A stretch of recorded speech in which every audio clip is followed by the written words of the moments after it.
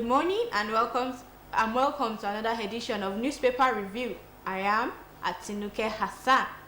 We have interesting topics in the front of Nigerian newspapers this morning, mostly talking about the protest and bad governance. Well, on the front page of the New Telegraph newspaper, we have End Bad Governance, DSS arrests suspected sponsors, identifies funders.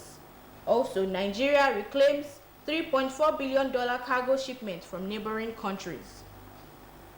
On the front page of the Guardian newspaper, we have citizens wallow in misery as governors seek duties to federal government amid 5.34 trillion naira cuts. We have Falana backs military in denouncing protesters' use of Russian flag. That was really bad. Each Tinubu's dialogue call, ECOWAS tells protesters. On the front page of Leadership newspaper, hunger protest, we are after only enemies of states, says the military. Bauchi governor debunk gold mining claims. APC may reinstate Ndime as Senate whip. 102 company closed shop in Nigeria in 24 years. Front page of the Daily Trust newspaper, how 4 teenagers bride-to-be were killed in Kano, Zaria. Federal governor placed sponsor on watch list. CSOs want security agencies involved prosecuted. On the front page of the Daily Times newspaper, we have service chiefs vows to defend Tinubu's government with last drop of blood. Security agencies in manhunt for foreign sponsors make arrest in Kano. Well, on the front page of the Punch newspaper, we have Russian flag. Federal government probes 4 northern political bigwigs. 1 trillion naira spent on fighting insecurity in 6 months. Rep fails to effect 50% pay cuts. Varsities mobilize unqualified graduates for NYSC, says JAM. Nigerian crude sale yet to happen, says operators. 4 suspected cultists nabbed for killing Ogunbaba. Also, still on the front page of the Punch, import duty waiver on rice, orders begins next week. On the front page of the Nation newspaper, we have cost of living protest fizzles out in more states, Abuja. CBN okays merger of Unity Providus Bank. Students top list of 4.6 million voters in Edo, Ondo polls. 1.4 million jobs on offer from cotton textile sector. Revamp processes begin. On the front page of the Daily News Hub newspaper, federal government goes after diaspora sponsors, blocks account, puts them under watch list. Police arrest suspected foreign sponsors of #End Bad Governance process in Kano. How to buy 50 kg bags of rice at 40,000 naira, says the federal government. On the front page of the Matrix newspaper, we have APC to reinstate Ndime as chief whip after apology. Hunger protest, custom boss promise reduction of prices of food item, calls for calm. SEC, bank recapitalization essential to achieve $1 trillion economy. Still on the same End Bad Governance protest, service chief, IGP talks tough. Tinubu appoints 7 new DGs under Humanitarian Affairs Ministry. Dangote to sell 12.5% stake in refinery amidst liquidity concern. On the front page of the First News newspaper, we have #End Bad Governance protest. Old treasury looters accountable like street looters, says Falana. Well, since August 1, no shots fired, no force on protesters, IGP claims. Undume, I apologize to APC, still stand by my criticism of Tinubu. Well, I'm not here alone in the studio. With me is citizen Lola Way. Good morning, ma. Good morning, Yes. Adeleke Hassan. Yes. Good morning, Nigerians. Yes. So, on the front page of the New Telegraph newspaper, hashtag end bad governance, DSS arrests suspected sponsors, identifies funders. Well, we would like to have a list of the identified funders that have been arrested and the sponsors. That will enable us to know the real reasons why they sponsored the protests. Thank you very much, ma. Well, on the front page of the Guardian newspaper, Falana backs military in denouncing protesters' use of Russian flag. I also support Falana in backing the military because Nigeria is a sovereign country. It is very, very wrong to fly the flag of another country in a sovereign country. It gives, especially during a protest, it gives the impression that that foreign country is sponsoring the protest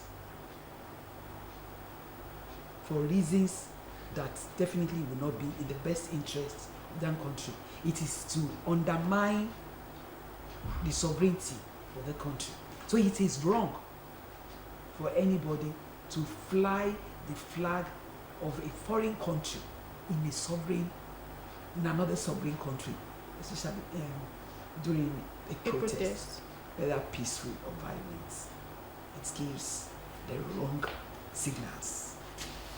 Thank you. That should be discouraged. Those flying the flags should be arrested and investigated to know the source of those flags and why they were being flown. It will help us in also tackling the insecurity challenges that Nigeria is facing at the moment. I think they've caught the tailor that is sewing the flags. I think they have done that. Yes, but on the front page of the Leadership newspaper, 102 companies closed shop in Nigeria in 24 years. Wow. We're now in 2024. 2024. The democratic regime started in 1999, which means that 102 companies closed shop after the Democracy. the democracy regime started in Nigeria. What are the factors that could be responsible for that? I think the foundation was laid a long time ago in the 90s when the policy of structural adjustment program was introduced and SFEM, that is second-tier foreign exchange market, was introduced into the country under the administration of former presidents and the former military head of states, or will I say President Babangida.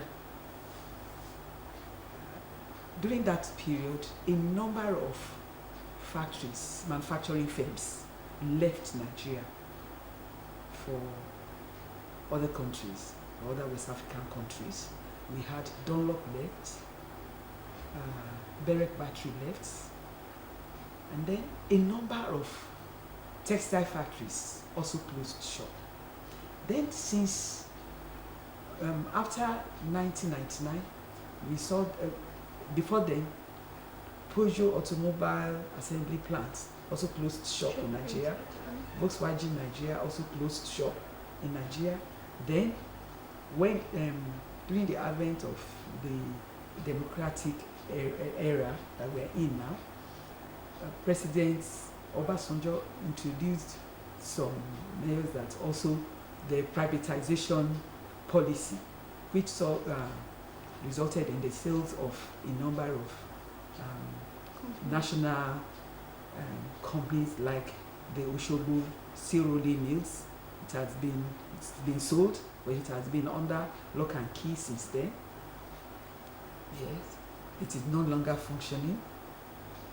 And then the Nigeria Airways was sold, and as we speak, we do not have a national air carrier.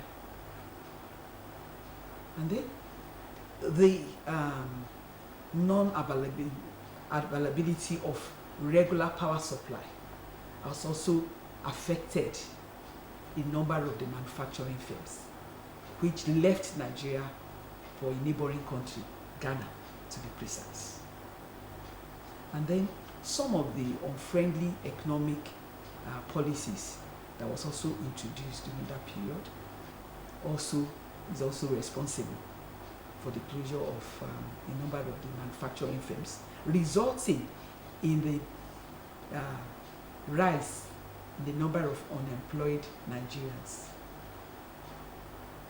So, and this is also one of the reasons why there's a rise in the number of criminal activities in Nigeria. We have the issue of terrorism, banditry, kidnapping, human trafficking, and as a result of being idle. There's a common saying which says that the devil finds job for an idle hand. So people that are idle can be easily induced with money to go into criminal activities, as we have seen happening in Nigeria. So I think the government should look at the economic policies and implement only those ones that will help boost the economy of the country and not kill that will not kill the domestic manufacturing firms, so that we will be able to earn the foreign exchange that we need to add value, to stabilize the value of Naira. Nigerian currency. Thank you very much, ma'am. On the front page of the Punch newspaper, Russian flag, federal government probes 4 northern political bigwigs. Well, we will need to know those northern political bigwigs that have been probed to be sure that they actually, and then we will need to be given adequate information about their involvement in the flying of Russian flag in Nigeria, so that it will just be mere witch hunting or speculation. Thank you very much, ma'am. On the front page of the Blueprint newspaper, tax import duty free food items to be cleared next week, federal government. Well, I see that as a temporary measure, and although I will not subscribe to waiving import duties for imported food products, rather I would love the governments, the federal government, the state governments, and local governments to encourage local production of food items, agricultural products, and the addition of value to those agricultural products, so that we will produce the things that we consume and not import things that we consume, and also produce more for export, so that we can earn foreign currency that will help help the country to provide the necessary basic amenities that are lacking, that will also help boost the power supply in the country to reduce the cost of production of goods in Nigeria. Thank you very much, ma'am.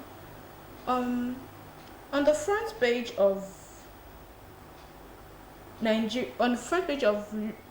First News newspaper, we have old treasury looters accountable like street looters, says Falan. I agree with him, because it does not make sense when you adopt plea bargaining measures for treasury looters who do more damage to the economy, but apply stringent punishments on ordinary, on street looters who are hungry. So I agree with Femi Falana. It shouldn't be different strokes for different folks. We are all equal under the law, so we should be treated equally under the law. If you engage the plea bargaining system for a treasury looter, also do that for a street looter. He's simply hungry, who has been pushed into stealing as a result of hunger, but not those that are looting, that are street looter because they are greedy and wicked to other citizens of the country, because some people just believe that they can do anything in the name of being hungry. Nigerians that are hungry can be easily identified. But those who deliberately want to cause mayhem and trample upon the rights of others can also be easily identified. You wouldn't say because it is your fundamental rights to protest that you will now trample upon the rights of others who have a right to engage in legitimate livelihood, to care for their family members.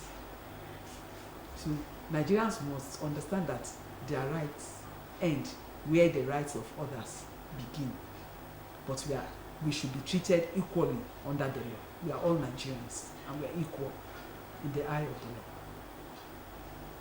Thank you very much, ma'am. On the front page of the Matrix newspaper, Service Chiefs IGP Tough reiterates commitment to defense of Nigerians' democracy, peace, and harmony. That is actually the duty of the Nigerian military, to protect the sovereignty, the territorial integrity of the country. So nothing should make them shy away from doing just that. Thank you very much. The federal government out to bag 50 kg bag of rice at 40,000 naira. Well, I think that should have come earlier than now, since the fuel subsidy was removed in May 29th of May 2023. That Nigerians started complaining of hunger and hardship in the land. The government should have come up with real palliative measures that should have cushioned the effects of the removal of the policy. It's a necessary action that was taken. It was necessary for the government to remove the fuel subsidy because Nigeria was merely financing other countries at the expense of Nigeria, because it is a known fact that since the fuel subsidy was removed, the quantity of fuel consumed by Nigerians has reduced by 50%. And then there were also those Nigerian fuel importers. They were not importing any fuel into the country, they were collecting the subsidy. So the country was merely subsidizing fraud. So I agree that that should end. But then the government should have ensured that necessary measures were taken to cushion the effect of the removal before it was removed. And Nigerians should have been engaged in proper dialogue before the implementation of the removal of the policy. We should not have been taken for granted. We have a say. We must always have a say, because the government is there as to coordinate the activities of our representatives, those that we have elected to represent us. So our voice must always be heard at every point in time. The members of the various House of Assemblies, how often do they engage with members of their constituency? How often do they listen to members of their constituency? Same thing with the members of the House of Rep and the Senate. How regularly do they visit their constituencies to engage them in dialogue, to discuss new policies, and also to hear the grievances, to listen to the grievances of Nigerians and convey it to the federal government. So governments need not wait until there's crisis, until there's breakdown of law and order, until there's a protest before doing the needful. I think we have come a long way. Government must ensure that nothing is done to derail the ongoing democracy by ensuring that they take the right steps at the right time and in the right way. Thank you very much, Ma. Briefly, very briefly, cost of living protests fizzle out in more states. Abuja. Yes, because people have come to realize that it is always better to judge than to war, because in time of war there's no progress. And then there are so many Nigerians who survive on their daily earning. So if the protest should continue and we all troop out and say no, everybody will be hungry. Those who live on their daily earnings will have nothing to eat, and they will be hungry until the protest comes to an end. So I believe that is one of the reasons Nigerians are feeling the pinch of the ongoing protests, and some have also become victims of the violent protests. I heard that 70 billion naira has been lost since they started the protest in northern states. So you can imagine, in an economy that is said, in a country that is said to be the world capital of poverty. So if we are complaining about hardship and we are losing money, we are losing revenue. Thank you. Who is losing truly? The masses. Thank you. Thank you very much, Ma. And with that, we come to the end of today's edition of Newspaper Review. Join us tomorrow, same time. I still remain your host, Atinuke Azan. Good morning.